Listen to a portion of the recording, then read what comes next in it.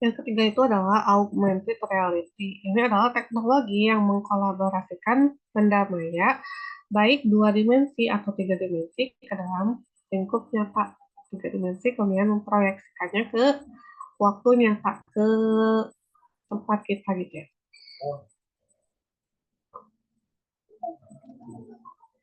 Contohnya kayak dulu game yang viral banget itu adalah game Pokemon ya. Kita arahkan HP-nya ke lingkungan kita, terus nanti ada Pokemonnya gitu di HP-nya. Terus ada juga filter sosial media.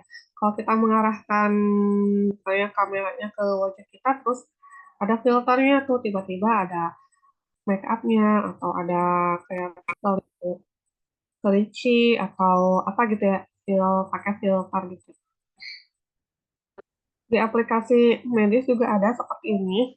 Jadi kameranya itu diarahkan ke tubuh pasien, nanti ada proyeksi di mana tulangnya, di mana organnya, kayak gitu gitu ya.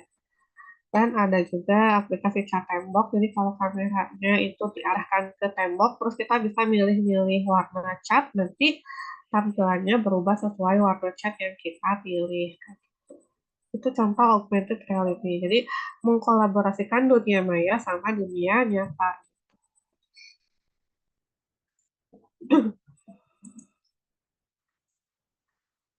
Nah, terus unsur yang keempat itu adalah cyber security. Yang tadi dibahas sedikit ya. Ini adalah aktivitas meningkatkan keamanan informasi untuk mencegah adanya cyber attack. Nah, aktivitas cyber attack itu adalah aktivitas sengaja yang menargetkan sistem informasi untuk merusak, mengubah, atau mencuri informasi, integritas, dan kerahasiaan. Ancaman cyber security ini ada malware, ransomware, social engineering, sama phishing. Kalau malware itu bentuknya seperti software ya. Nanti ketika kita download software itu, tersebarlah virus di komputer atau perangkat kita. Contohnya sekarang yang banyak lagi ramai gitu ya, yang apa, ngirim file di WhatsApp, padahal ternyata waktu kita download itu malah mencuri mobile banking kita kayak gitu. Itu contoh malware ya. Kalau ransomware itu sama seperti malware, bentuknya software, tapi bedanya kalau ransomware itu biasanya hackernya itu akan meminta tebusan kita. Oke, kita harus bayar sekian juta, misalnya sekian ratus juta. Nanti kalau kita udah bayar, kita dikasih akses lagi ke dokumen kita kayak gitu. Jadi bedanya malware sama ransomware kayak gitu ya. Terus ada lagi social engineering. Jadi kita eh, nggak kerasa gitu dimanipulasi oleh orang lain. Contohnya banyak yang di IG gitu kan, kita suka membagikan stiker gitu ya. Kayak misalnya foto suami gitu ya. Terus kita membagikan stiker itu terus sambil di upload foto suaminya gitu. Atau kayak tunjukkan anak pertamamu gitu ya. Anak pertama. Terus kita upload nih anak foto anak kita. Tanpa kita sadari, kayak kita main-main doang gitu ya, main-main stiker di IG, upload-upload foto, tanpa kita sadari ternyata di situ ada atribut sekolah anak. Nanti kan kalau misalnya ada niatan jahat, bisa tuh lihat anaknya sekolah di mana, berangkat jam berapa, pulang jam berapa, bisa aja nanti diculik kayak gitu kan. Jadi secara nggak sadar kita karena ikut-ikutan orang lain, kita memberikan informasi sensitif gitu. Dan ada juga phishing yang biasanya lewat email atau telepon ya. Jadi eh, biasa kayak kita terhipnotis gitu ya. Tiba-tiba datang ke ATM terus pencet-pencet, disuruh pencet-pencet tombol gitu ya. Terus tiba-tiba saldonya terkuras kayak gitu. Itu contoh phishing. Nah, untuk yang cyber security ini nanti dibahas lebih lanjut setelah UTS ya, di budaya digital. Kalau soal budaya digital di IoT juga nanti dibahas sedikit. Gitu.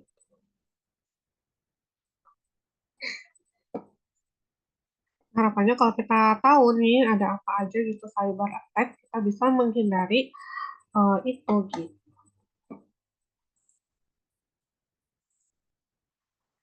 Terus yang kelima itu artificial intelligence alias kecerdasan buatan.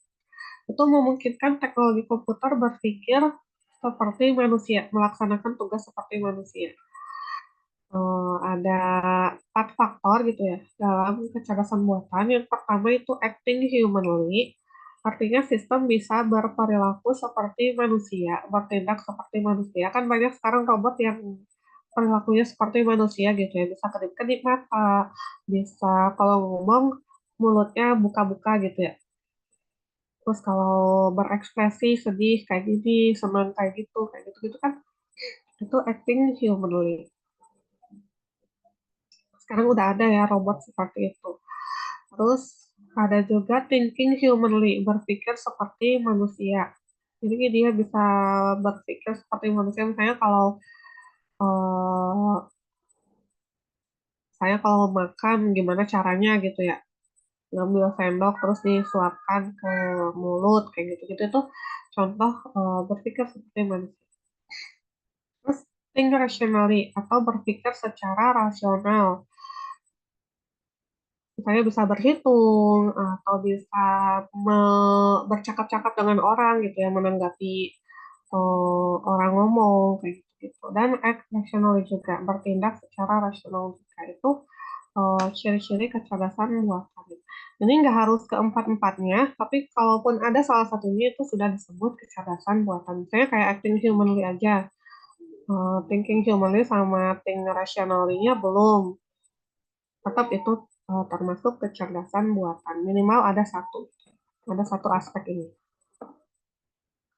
Contohnya teknologi device yang dimiliki oleh Facebook. Dulu teman-teman ngalamin nggak waktu hmm, kita upload foto gitu ya? Masih ada nggak sih yang main Facebook? Upload foto, terus kita tag sendiri ini si A, ini si B.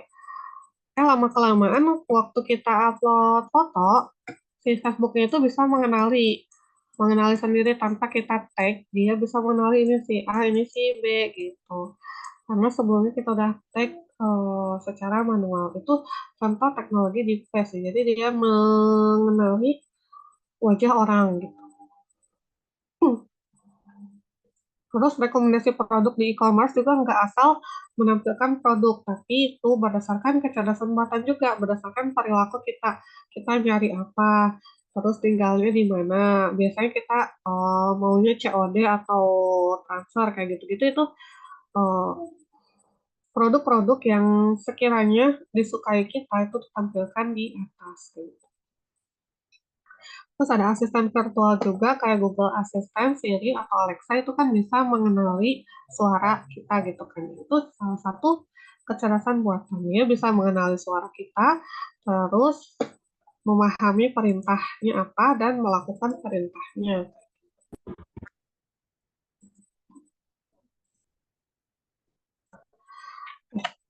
Terus yang keenam adalah cloud computing, yaitu teknologi yang menggunakan internet sebagai pusat pengelolaan, penyimpanan data, dan aplikasi. Teknologi ini memungkinkan para pengguna memperoleh hak untuk mengakses atau menjalankan program melalui komputer dan jaringan tanpa instalasi. Contohnya, kita bisa nyimpan file di Google Drive, kan ya. Terus bisa edit file bareng-bareng gitu, kayak misalnya edit Word, kita bisa ngetik bareng-bareng, atau edit slide bareng-bareng di Canva gitu kan ya. Itu contoh cloud computing. Tadi juga yang Python online itu contoh cloud computing. Tanpa instalasi Python, kita bisa menjalankan program Python gitu. Macam-macam ya sekarang teknologi cloud computing.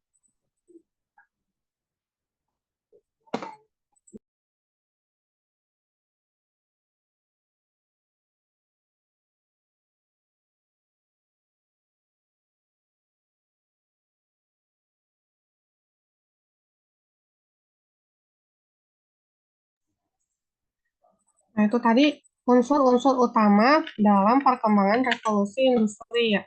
Ada tadi mulai dari Internet of Things, Big Data, Augmented Reality, Cyber Security, Artificial Intelligence, dan Cloud Computing.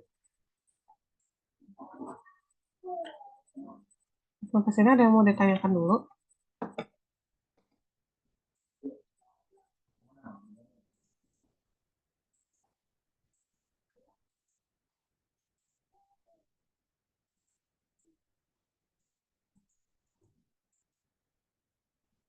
Oh ya Bu, izin bertanya Bu, bedanya data science dengan big data apa ya Bu?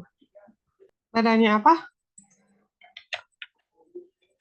Data apa?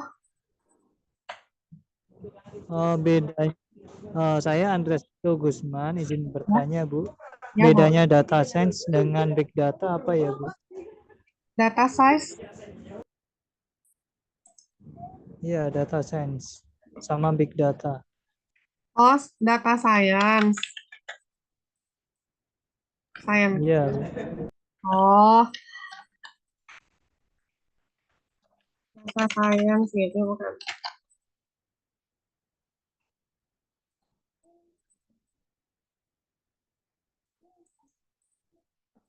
Kalau big data itu yang menggambarkan datanya aja, datanya ukurannya gede, terus kecepatan pertambahannya cepat, macam-macam bentuknya, ada yang terstruktur, ada yang tidak terstruktur, kayak gitu-gitu. Cuma untuk menggambarkan bentuk datanya aja, membedakan big data sama data biasa itu. Karena kan untuk pengolahannya juga beda ya. Dari data biasa itu bisa pakai Excel. Tapi kalau big data itu nggak bisa pakai Excel biasa gitu. Contohnya, jadi membedakan data biasa sama big data untuk mendeskripsikan datanya aja. Kalau data science itu yang untuk mengolah datanya itu. Ada profesi kan ya data scientist yang bisa mengolah data dari klasifikasi, clustering, bisa forecasting ke depannya, bisa analisis pola data misalnya dari dari data transaksi di supermarket kelihatan bahwa orang yang beli popok itu ternyata beli susu juga. Nah, itu salah satu penerapannya di waktu nyimpan barang di rak gitu. Jadi misalnya orang beli popok beli susu juga berarti ini popok, ini susu. Jadi jangan deketan gitu supaya nanti orang ngambil popok jalan melewati rak-rak yang lain, siapa tahu tertarik dengan barang itu gitu ya, beli gitu.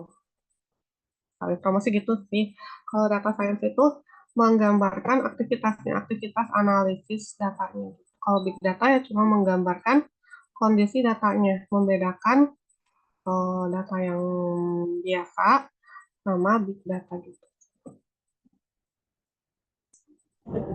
Kalau menurut Ibu eh, itu lebih lebih mudah dipelajari yang mana Bu antara data science sama big data Bu?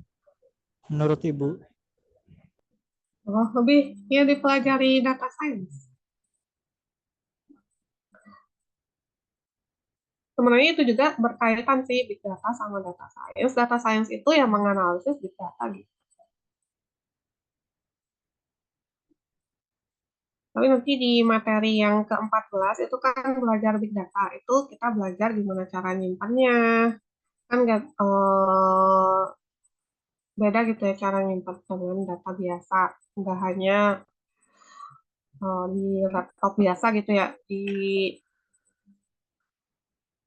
Kayak di database biasa gitu. Ada database khusus untuk menyimpan big data. Nanti kita belajar database-nya seperti apa, terus cara mengolahnya seperti apa. Tapi yang kalau mau sih, kalau mau belajar ya data science, menurut aku sih. Karena data science juga bisa digunakan untuk data biasa. Saya bukan hanya big data gitu ya. Kalau di aktuaria emang udah ini maksudnya berhubungan sama big data. atau datanya kayak baru ribuan, ratus ribuan. Kalau di jurusan teman-teman gimana ngolah datanya? Ada yang sampai datanya gigabyte itu, terabyte, gigabyte, atau baru megabyte atau kilobyte. Kan ada tuh kalau kita nyimpan data gitu ya, misalnya di Excel, ada kan kayak berapa misalnya 3 megabyte atau 3 kilobyte kalau yang dikit gitu ya. Kalau Big Data itu kayak gigabyte, terabyte. Itu nggak bisa lagi disimpan di Excel, tapi harus di database khusus. Gitu.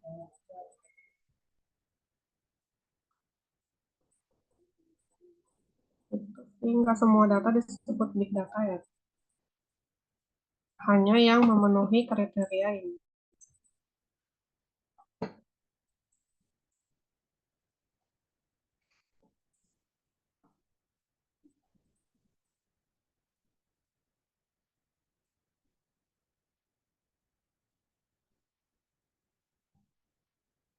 Gitu.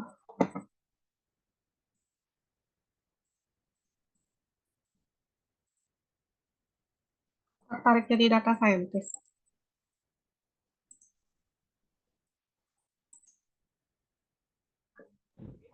Iya Bu, saya lebih pengen jadi data scientist, Hmm. tapi di perusahaan asuransi gitu. Hmm. Ada bagiannya di perusahaan asuransi. Itu sih kalau data scientist belajarnya ya kayak klasifikasi ya, metode metode pengolahan data sih kayak clustering, terus forecasting,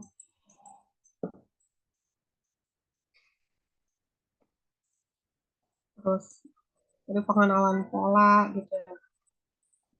Macam-macam sih metode klasifikasi, clustering, forecasting juga kan beda-beda ya. Ada yang algoritma sederhana sampai algoritma yang advance. Bedanya klasifikasi sama clustering juga apa? Itu harus tahu. Kapan pakai klasifikasi, kapan pakai clustering. Terus eh, gimana cara praproses data?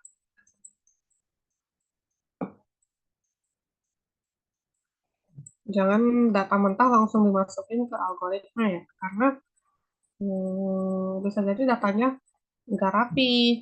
Misalnya ada yang jenis kelaminnya, ada yang pria, ada yang laki-laki gitu ya. Itu harus dirapihin dulu. Kalau pria, pria semua, kalau laki-laki, laki semua gitu. Jangan ada yang beda-beda. Terus mungkin ada outlier atau data yang hilang ya, missing value. Itu harus dicek. Setelah praproses, baru ke algoritmanya mau diapain itu datanya, tujuan analisisnya apa gitu. Nanti di yang kecerdasan buatan sama machine learning kita juga belajar algoritma sederhana tapi ya, kayak KMM, KMM, K-means, terus fuzzy. Nanti kita belajar KMM itu apa, KMM itu klasifikasi, kalau K-means clustering gitu. Itulah belajar lebih lanjut ya.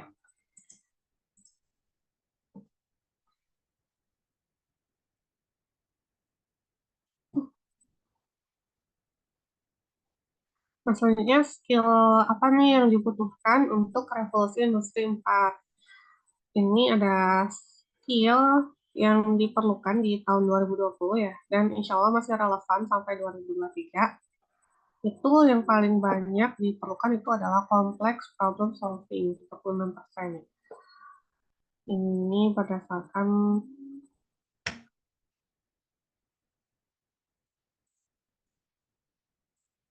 nggak bisa sumbernya. Survei ke perusahaan-perusahaan.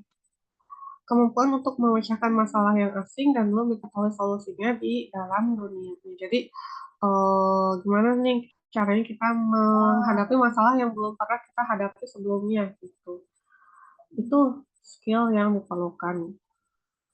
Di sini kita butuh kemampuan analisis kan ya, kemampuan melihat data, mengolah data, mencari insight dari data. Jadi bukan kayaknya solusinya ini gitu, tapi kita berbicara solusi itu berdasarkan data gitu, bukan kayaknya menurut saya bukan kayak gitu ya, tapi berdasarkan data gitu. Terus ada juga social skill, yaitu kemampuan untuk melakukan koordinasi, negosiasi, persuasi, mentoring, kepekaan dalam memberi bantuan ke rekan kerja gitu ya, hingga emotional intelligence. Terus ada lagi ini proses skill yang terdiri dari active listening, logical thinking, dan monitoring self and others. Jadi memonitor kita sama rekan-rekan kerja kita tuh udah mencapai target atau belum gitu. Kalau belum gimana caranya kayak gitu. Terus ada lagi sistem thinking, sistem skill. Itu kemampuan untuk melakukan judgment dan keputusan dengan pertimbangan cost benefit serta kemampuan untuk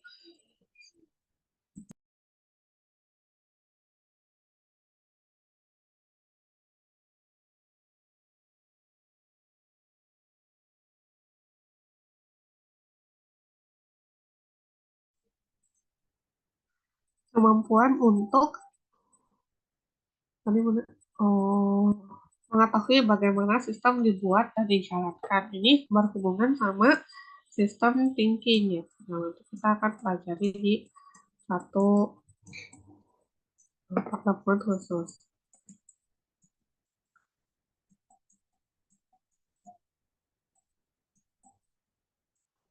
Terus ada juga cognitive abilities yang terdiri dari cognitive flexibility, creativity, logical reasoning, problem sensitivity, mathematical reasoning, dan visualization.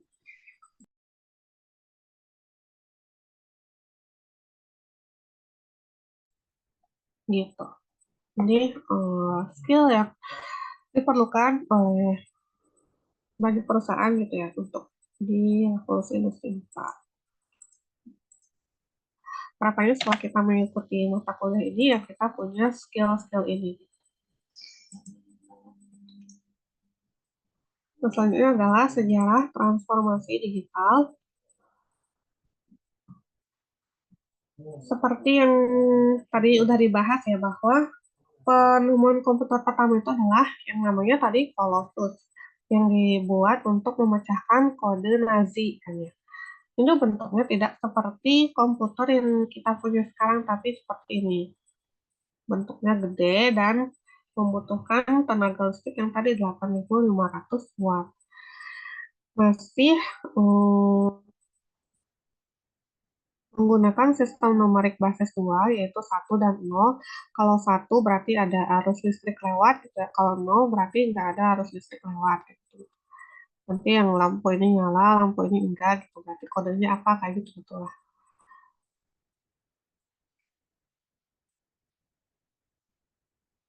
Nah, kemudian komputer itu terus berkembang, ya tahun 1950 itu ada ini ya PC bermerek Simmons seperti ini yang kerjanya juga masih kayak gitu. Jadi ada lampu nyala, lampu mati gitu ya. 1010 dan ada tuas-tuasnya untuk menghitung kode tadi ya untuk mesin penghitung.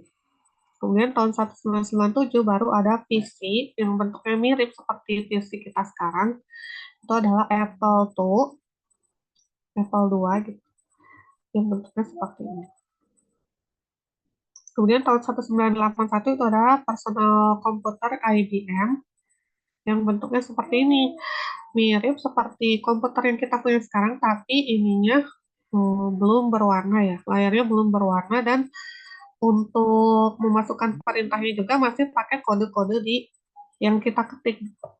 Belum kayak sekarang kita klik klik klik klik klik itu ya, tapi kita ketik kode-kode tertentu untuk menjalankan perintah. Dan komputer ini juga belum terhubung ke internet ya. Jadi kalau misalnya mau ada pertukaran data ya lewat disket kayak gitu. Seiring dengan perkembangan teknologi, sekarang ada teknologi World Wide Web atau WWW yang menembus batas ruang lingkup, dimensi, skala, kecepatan, serta efek digitalisasi di dunia. Jadi bukan hanya ada komputernya, tapi komputernya itu bisa saling terhubung karena adanya internet tadi. Jadi kalau misalnya ada pertukaran data atau pertukaran informasi itu nggak perlu lewat flash drive lagi atau CD lagi atau bahkan disket lagi nggak perlu, tapi ya cukup pakai internet gitu ya. Kita bisa kirim-kirim email, kirim-kirim dokumen, bisa nonton video, download, dan lain sebagainya. Nah, tapi seiring dengan perkembangan teknologi yang semakin canggih itu menimbulkan disruptive innovation. Disruptive innovation itu apa? Disruptive innovation atau inovasi disruptif itu adalah inovasi yang membantu menciptakan pasar baru tapi mengganggu pasar yang sudah ada sebelumnya, bahkan bisa merusak atau menggantikan model bisnis yang sebelumnya udah ada. Jadi menciptakan yang baru tapi merusak atau bahkan mengganti pasar yang udah ada gitu atau teknologi yang terdahulu. Sektor yang terpengaruh oleh inovasi disruptif ini antara lain sektor musik, film, media, pertanian, perikanan, kelautan, pertambangan, semuanya pokoknya yang terjamah teknologi baru itu akan mengalami disruptive innovation. Ini contohnya, kalau dulu kita pengen foto itu pakai kamera. Masih ingat ya dulu kita kalau mau foto itu beli dulu film film yang kayak bentuk kita gitu ya. Terus nanti eh, kalau mau dicetak itu filmnya dicuci dulu gitu terus kita pilih yang mana yang mau dicetak terus baru dicetak fotonya kayak gitu kan dulu ya. Kalau sekarang kalau mau foto ya tinggal pakai HP bisa kan. Terus dulu kalau misalnya pengen nonton film ya kita ke bioskop. Kalau sekarang cukup di rumah pakai Netflix. Terus dulu kalau pengen naik taksi atau ojek ya pakai kita datang langsung gitu ya ke tempatnya. Tapi kalau sekarang kita cukup pakai aplikasi Gojek atau Grab. Terus kita tinggal tunggu gitu dijemput.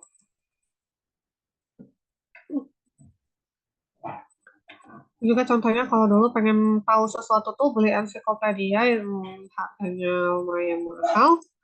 Kalau sekarang cukup buka Wikipedia atau Google gitu ya untuk mengetahui pengetahuan apa yang kita pengen tahu. Gitu.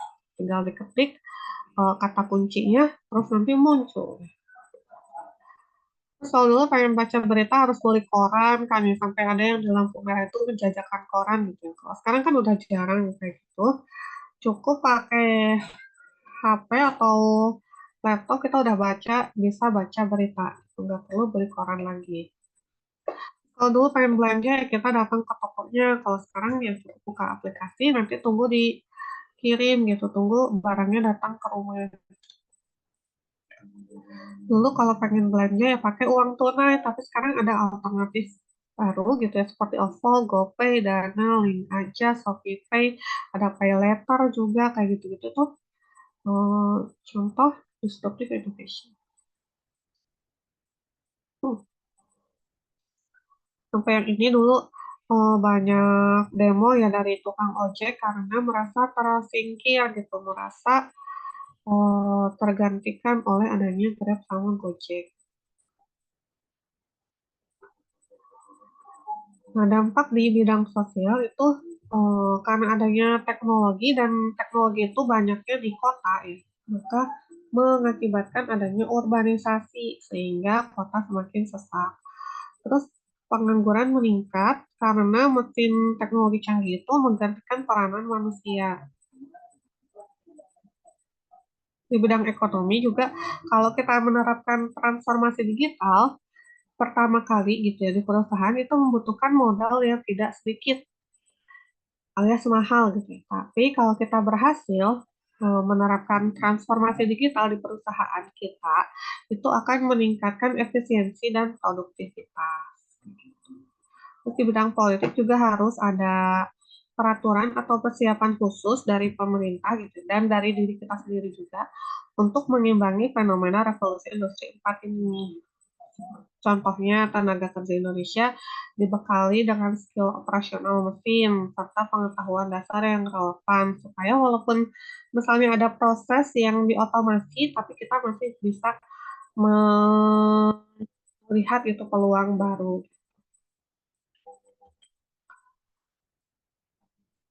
Menurut Jack Ma, bisnis yang tidak segera beradaptasi dengan era digital akan tersingkir. Karena sekarang semua perusahaan di seluruh dunia itu berlomba-lomba untuk melakukan transformasi digital. Jadi, kalau sekarang kita tidak melakukan, itu dikhawatirkan akan tertinggal. Tertinggal dengan perusahaan lain dan berujung gulung tikar alias bangkrut gitu. Emang sih modal awalnya gede tadi kan untuk melakukan transformasi digital ini modalnya gede. Tapi kalau berhasil, kita akan bisa berkembang berkali-kali lipat di perusahaan gitu ya, di bidang bisnis. Untuk diri kita sendiri pun kalau kita berhasil menerapkan transformasi digital untuk diri kita, kita melengkapi diri kita dengan skill kayak tadi ya misalnya oh, cyber security misalnya atau tadi data science gitu ya itu meningkatkan nilai jual kita di kalau kita mau melamar pekerjaan gitu. Menurut Pak Jokowi juga di dunia sekarang bukan yang besar mengalahkan yang kecil, bukan yang kuat mengalahkan yang lemah, tapi yang cepat akan mengalahkan yang lambat. Jadi kuncinya kita harus cepat beradaptasi, cepat menyesuaikan diri. Contohnya dulu Nokia itu perusahaan yang besar kan ya.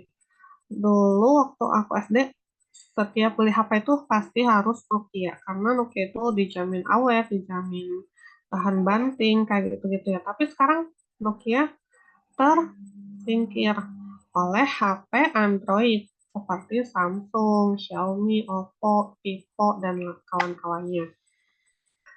Ini membuktikan bahwa yang bukan yang besar yang akan menang, tapi yang cepat beradaptasi karena dulu ada kelahiran Android. Siapa yang cepat beradaptasi, siapa yang cepat mengambil Android itu gitu ya, dia yang menang sekarang. Udah dulu Nokia itu gede banget. Nah, menurut Ibu Sri Mulyani juga, peran profesi keuangan bisa digantikan oleh robot pada periode mendatang karena eh, itu tadi ya semakin canggih teknologi. Jadi skill apa yang harus kita siapkan untuk menghadapi revolusi industri 4 selain skill yang tadi ya. Yang tadi yang ini, selain skill yang ini kita juga butuh ini.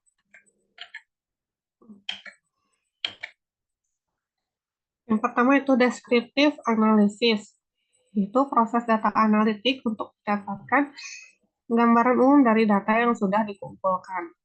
Jadi, untuk mendeskripsikan data yang kita punya aja gitu. Kalau deskriptif analitik ya, misalnya kita punya data terus kita plotkan.